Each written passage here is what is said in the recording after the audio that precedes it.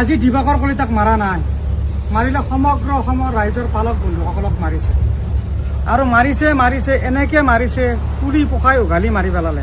এজন ছাগলী পালক ধ্বংস হ'ল কাৰোবাৰ হিংসাৰ বলি হয়। মানুহৰ হিংসা আছে, মানুহে দেখি আছে, আপুনি গ্ৰ' কৰি আছে। তাৰপিছত কাৰোবাৰ হিংসাৰ বাবদ যেনেকৈ গাহৰিৰ ইণ্ডাষ্ট্ৰিটো শেষ ASFৰ বাবে, এতিয়া অসমৰ পালকৰ ওচৰত বিক্ৰী কৰিব পৰাকৈ কাৰো ওচৰত গাহৰিয়ে নাই।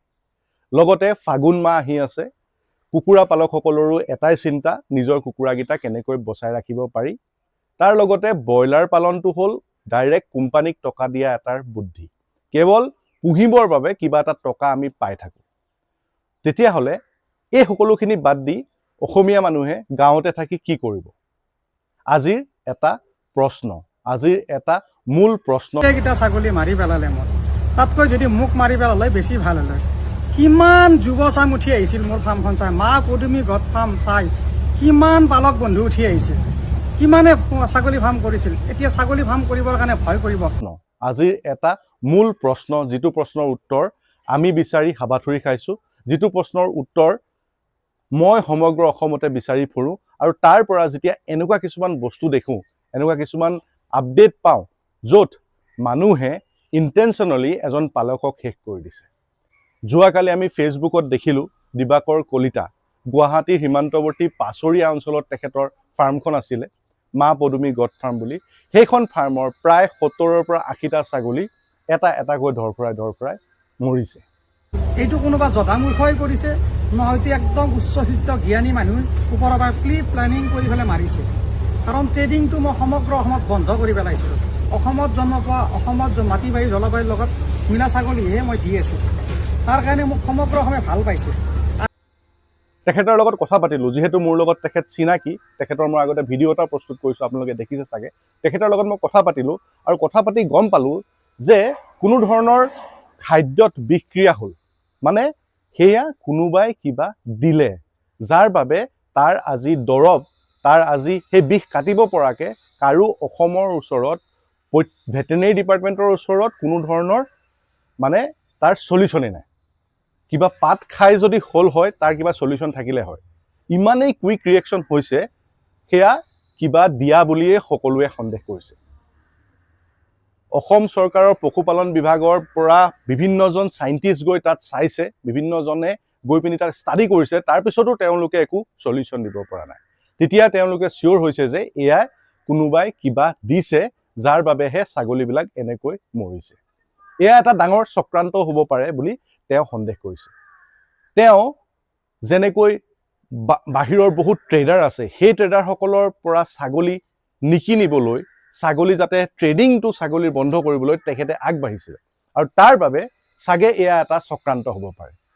তেওঁ জোৰ দিছিলে যে আমাৰ লোকেল থলুৱা ছাগলীখিনিয়েই, লোকেল থলুৱা পালকজন, তেওঁৰ লগত যিমানখিনি পালক জড়িত হৈ আছে, প্ৰায় 200-250 পালক জড়িত হৈ আছে, তেওঁলোকৰ ছাগলীখিনিৰে তেওঁ এখন মাৰ্কেট দিছিলে, য'ৰ পৰা তেওঁৰ পৰা মানুহে ছাগলী কিনিছিলে, আৰু তেওঁ সেই পালককেইজনৰ পৰা ছাগলী কিনি আনি তেওঁ মাৰ্কেটত দিছিলে বা পালক এজনক দিছিলে, যোনে যেনেকৈ ডিমাণ্ড ৱাইজ।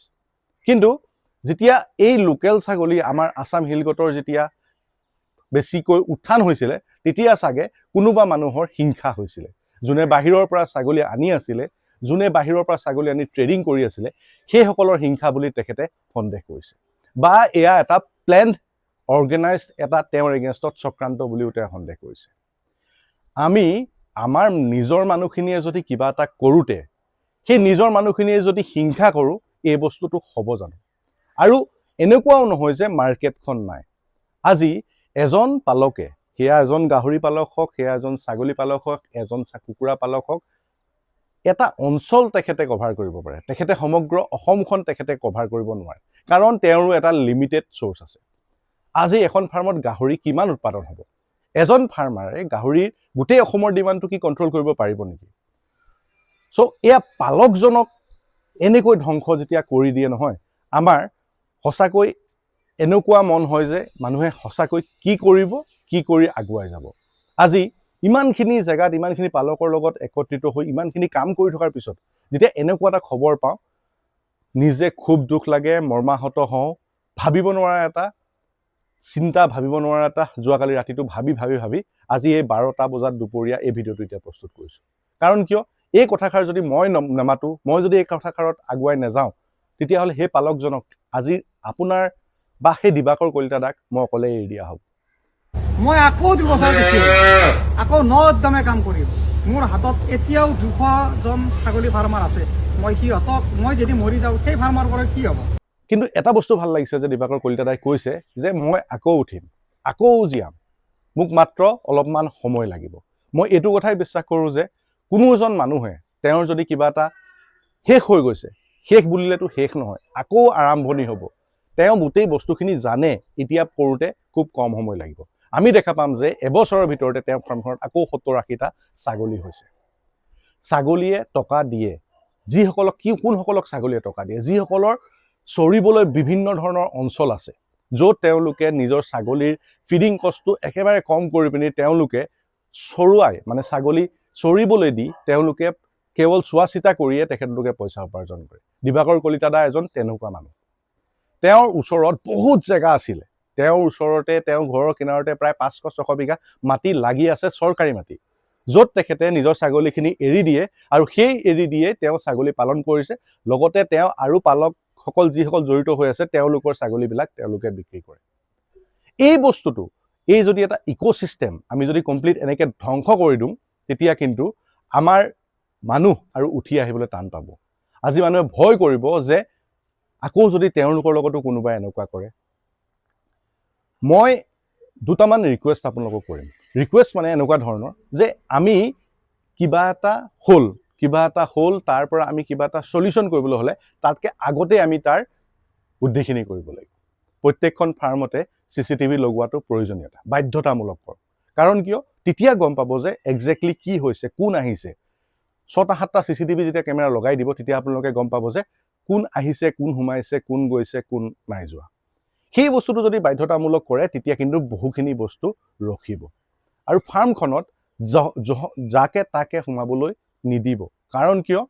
বায়'চিকিউৰিটিৰ কথা আছে। আজি আমি গাহৰি ইণ্ডাষ্ট্ৰীৰ ক্ষেত্ৰত জানো, গাহৰি ইণ্ডাষ্ট্ৰীটো আমি যেনেকৈ ASFৰ কথা এৱেৰ হ'ল, মানুহে ফাৰ্মাৰে, পালকে গাহৰি গঁৰালত মানুহ সোমাবলৈ নিদিয়ে।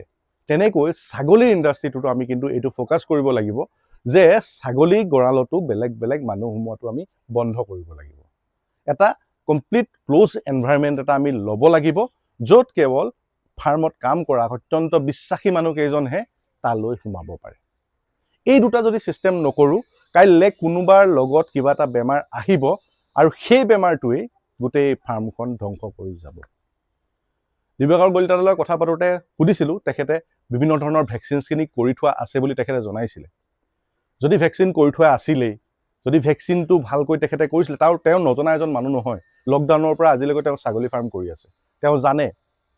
আৰু মই এনেকুৱা পালককো পাইছোঁ, বহুত পালকৰে এনেকৈ 70-80টা ছাগলী বিভিন্ন ধৰণৰ বেমাৰতো মৰিছে।